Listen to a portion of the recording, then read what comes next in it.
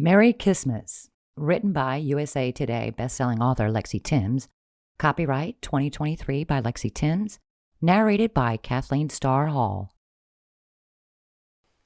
Chapter 5, December 5th. Blair rushed out of the shower and quickly got dressed. If she didn't leave in the next 15 minutes, she'd be officially late to work. She dashed out of her room to the front door. "Dad, are you done yet?" she called as she opened the door. "Almost," her dad responded from the outside. He was out in the cold air fixing her car. The car had started acting up the minute she'd headed home from the hardware store yesterday, and she'd made the mistake of complaining about it when her father had called to chat. Naturally, he had insisted on coming over to fix the problem, which was why he was out in the cold, even though she'd pleaded with him not to. "You're going to freeze to death out there," she said for the 100th time that morning. "I'm bundled up and the engine's going." The hood was open, and her dad seemed to be inspecting something. "Quit worrying." How could she not worry? It was cold out, and her father was the most stubborn man on earth. Heaving out a frustrated sigh, she went back into her apartment. She lived on the ground floor while her neighbor lived upstairs.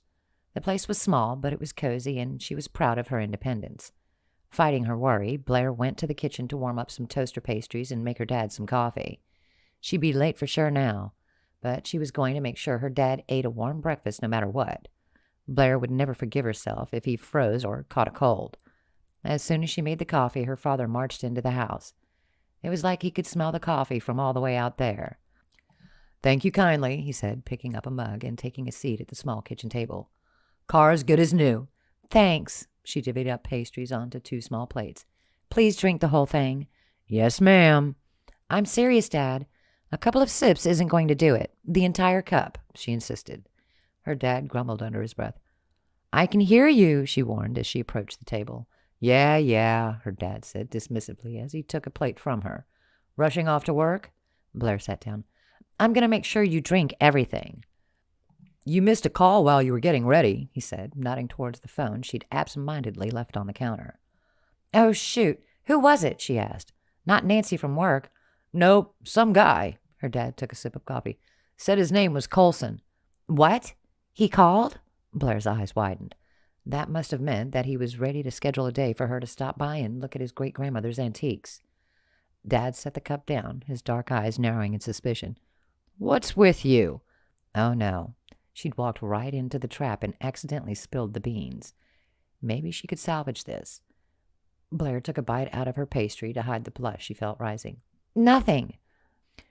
"You've got a guy calling you at all hours of the morning," her dad observed, his bushy gray eyebrows meeting. "Asking for you to call him back. Interesting development. Why don't you fill me in?"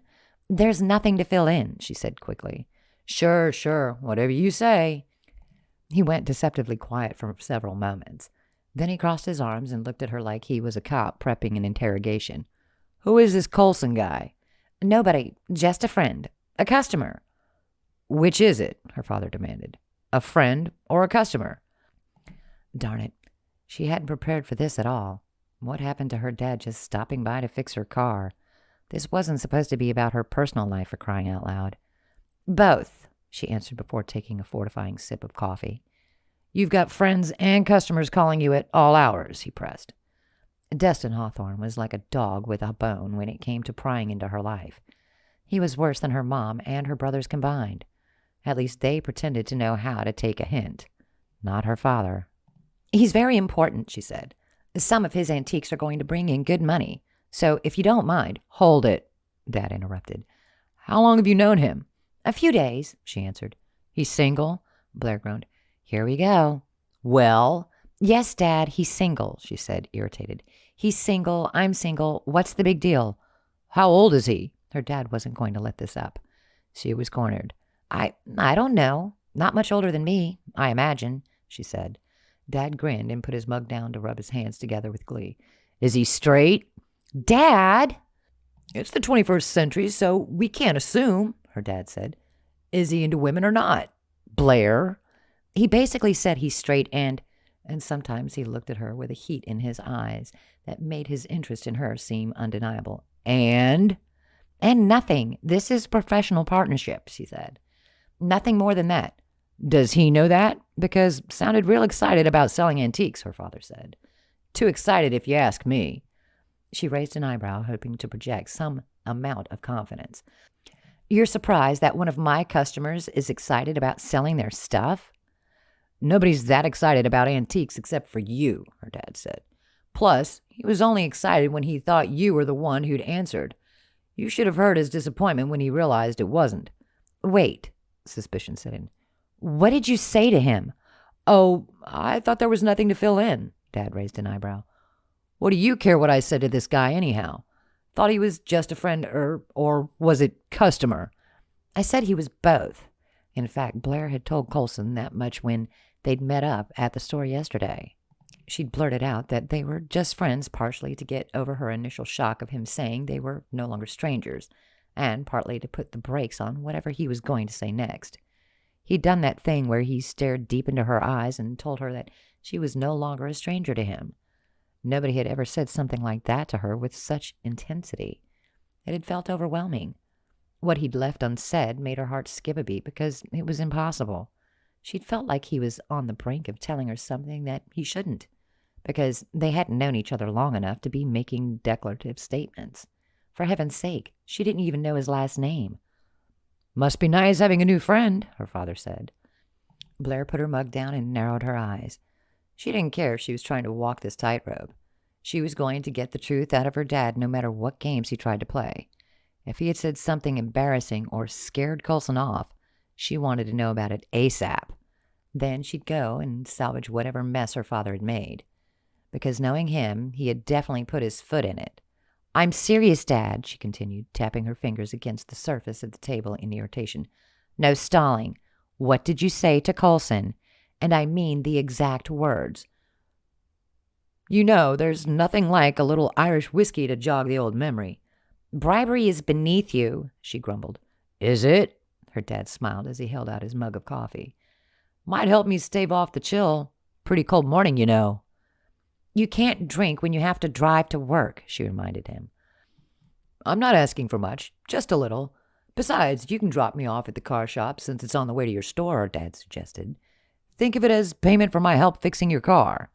There was no getting around his attempt at bribery.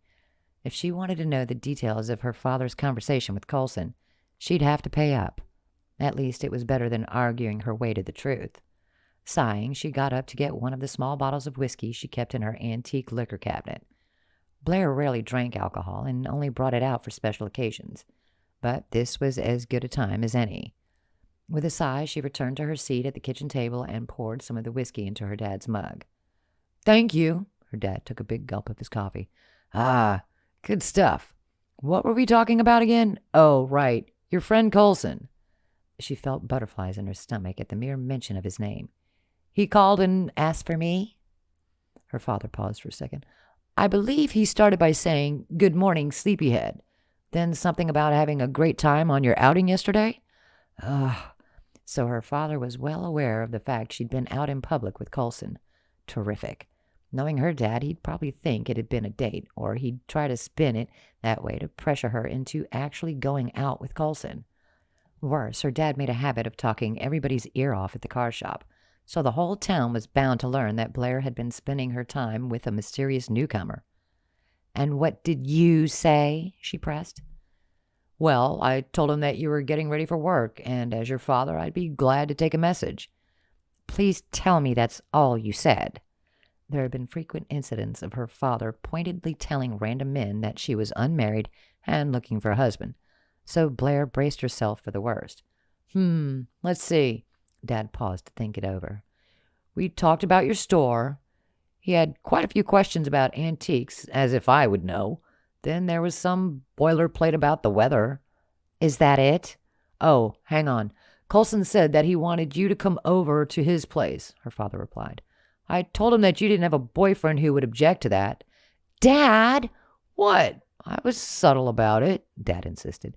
Anyway, what kind of customer invites you to come over to his house at this hour? Sounds like he's more than just a friend if you ask me. Well, no one asked, she said, sighing heavily, mostly because nobody had to ask since her father always put his 2 cents in. Does he know about the mistletoe? Her father went on, ignoring her frustration. Might want to recheck that there's mistletoe in your store just in case he needs the encouragement. Blair buried her head in her hands and groaned, her face heated with embarrassment. I can't believe this. Once again, her dad ignored her. So, what do you think? Does this guy have a crush on you? We literally just met. Her father chuckled. When has that ever stopped a man? If he likes you, he likes you. Time doesn't matter, trust me. You should use the mistletoe to help you figure out how he feels. She gritted her teeth and lowered her hands to give him a frosty look. I am not taking part in that ridiculous tradition, so you can stop. Only trying to help, her father said cheerfully before taking another gulp of coffee. We need to get to work. She stood up to grab her coat from the coat rack in the next room. So if that's everything, can we get a move on? Dad shook his head with what looked like disappointment, but he got to his feet. I'm just looking out for you, sweet pea. Guilt made her pause to put a hand on his shoulder. I know, but I need to live my own life, Dad. Her father finished the last of his coffee. Your life is my life. My life is your life. We're all in this together. There was no use explaining how stifling that was. Blair loved her family, but they meddled too much sometimes, and it could be very hard to tell them to give her space. They seemed to take her independence as a slight, as if she was turning her back on them when nothing could be further from the truth. She wasn't backing away from them. On the contrary, Blair would never want emotional distance from them. All she wanted was to take a breath on her own. Too bad she couldn't make them see, and now her father was shoving her towards Coulson, a man she barely knew. Ever since Coulson had blown into her shop, there seemed to be no escaping him. Not that she wanted to escape. As much as she liked her independence, it had been a long time since she'd let a man get this close so quickly. Probably for the best that he'd be heading back to the city at the end of the holidays. Then the excitement would end and everything could go back to normal. The flutter she felt in her stomach would go away. Blair stepped outside to start the car, her dad getting into the passenger seat beside her. On the drive, they didn't speak much at first because she made sure to keep the radio on, letting it blare familiar Christmas songs. Hopefully, the festive music would silence her father and discourage him from trying to set her up with Coulson. During the lull between songs, her father asked, How's the store doing? She hesitated, because she had never given a straight answer to that question whenever her family members asked. Though Golden Age Antiques wasn't in debt or behind on any payments, it was not a runaway success. There were probably lemonade stands that did better some days, she thought glumly. But she didn't have the heart to admit that some months she barely made enough of a profit to pay rent. She'd sort of fooled her family into thinking she was doing better than she actually was. At least the holiday season helped make up for that. With any luck, there'd be enough locals and tourists looking for unusual gifts this year. Plus, Coulson's Antiques would bring in a lot through commissions. But she didn't want to tell her dad about the store's setbacks, nor did she want to bring up Coulson potentially bringing business her way, because then her dad might use Coulson's help as proof that she wasn't altogether fine on her own. Dad might use it against her to highlight that she wasn't as independent as she thought she was, and maybe it was time she seriously considered settling down, or at least allowed her family to chip in and help. She could hear those last points made in her father's voice. Chancing a look at him, she said, The store's doing fine, Dad. Just fine. Wonderful. I bet a man like Coulson will be impressed, her dad said, sounding way too pleased with himself. Hardly. Blair almost scoffed. From Coulson's dismissive comments about her store, he clearly thought dealing with a small business was beneath him. He was only working with her out of desperation. Barely suppressing a sigh, she navigated the car up the street to her father's car shop to drop him off. After a quick goodbye and a promise to call her dad, Blair headed to Golden Age Antiques to hurriedly open up the shop to a customer waiting outside. As much as she wanted to return Coulson's call, her morning was pretty busy. Customers coming in and out looking for unusual finds that would make perfect, one-of-a-kind gifts for their loved ones.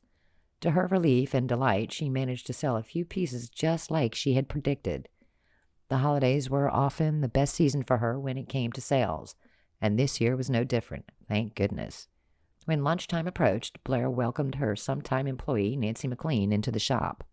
Thanks for coming, Blair said as she grabbed her handbag and stepped aside for Nancy to take over at the front counter. No problem. Nancy settled down in front of the computer. Hey, did you leave a tip for me recently? I found more than $1,000 in tips in my stocking at work. Blair's eyes widened at that number. What? I mean, I left something for you, but not $1,000. How generous. Was it mostly from the same person? Nancy gave a nod. Yes, I think so. Probably a tourist. Why don't I buy you something nice with what I got? Oh, no, you don't, Nancy. Your Secret Santa left that gift for you, Blair said, heading for the store's entrance. And trust me, you've earned it. She decided to get a panini sandwich at a nearby sandwich shop, choosing a corner booth to finally return Colson's phone call. He answered on the second ring. Blair, I've been waiting for you to call back. His voice was so low, gravelly, and just a little out of breath, as if he'd been for a run. Hearing him speak did something to her insides. She quivered all over just hearing it. A thrill ran down her spine as a strange, giddy feeling took over. Blair felt like an excited schoolgirl calling her crush, which was ridiculous because she was a grown woman, for heaven's sake. Taking a deep, fortifying breath, she finally said, Got your message from my dad. She wanted to smack a palm over her forehead. Duh. Who else would have told her about the message? Blair was so tongue-tied that it took her another long moment to figure out what to say next. I assume you were calling about the meeting I agreed to? Has your family decided on which pieces to sell? She asked, hoping that she was speaking in a professional tone. Yeah, he paused. Could you bring over one of your copies of A Christmas Carol? You take cash, right? Right. I'll bring you a copy, she promised. Getting into the Christmas spirit? Haven't had much time to do that this year. Not that I ever do, if I'm being honest. Today I spent the whole day putting everything we want to sell in the attic and the basement, he told her. So that explained why he sounded a little out of breath. Great. I'd love to see what you have, she said. In that case, why don't you come over tomorrow, he suggested. Her face heated at the invitation.